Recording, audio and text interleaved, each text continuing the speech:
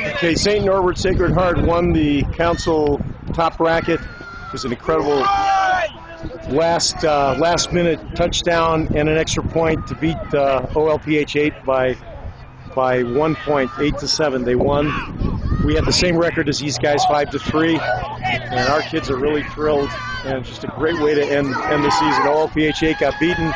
We won. They won. All right, all right. Yeah, Coach. All right.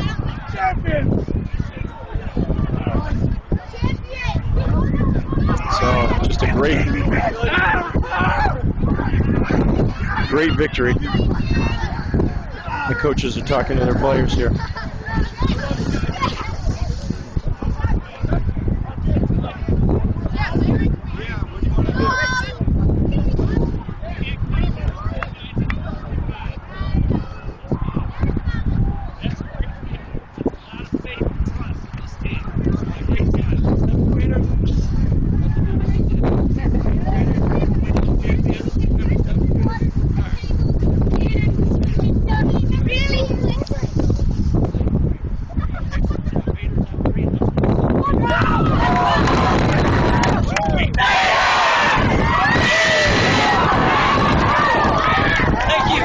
Great game.